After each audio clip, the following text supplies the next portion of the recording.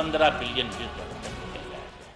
Peoples party के रहनुमा कमर जमान कायरा ने कहा है कि मामला दो जमातों के दरमियान तय नहीं होते। असम्बलियों की तहलील की तारीख पर दीगर इत्तेहादी जमातों से भी मुशावरत की जाएगी और अपोजिशन से भी राय ली जाएगी। ये बात तय है कि इलेक्शन अपने वक्त पर होना चाहिए, उसमें हरगिज़ ताख़ीर नहीं होनी चाहिए।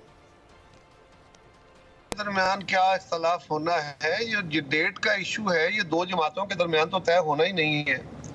डेट में तो यकीनन बाकी इत्तेहादी जमातों से भी मशावरत हो जाएगी और मोस्ट लाइकली अपोजिशन से भी पूछा जाए शायद, लिहाजा मौलाना फजलुर रहमान साहब से और दीगर से भी मशावरत होगी।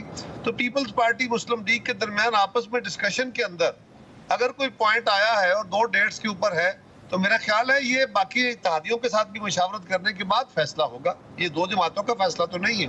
इलेक्शन एक बात तय है कि इलेक्शन अपने वक्त पे होने चाहिए, इसमें से डिले का कोई तसव्वुर नहीं होना चाहिए। चीफ जस्टिस की सरबराही में सुप्रीम कोर्ट का 6 रुकनी बेंच आज फिर आम शहरियों के फौजी अदालतों में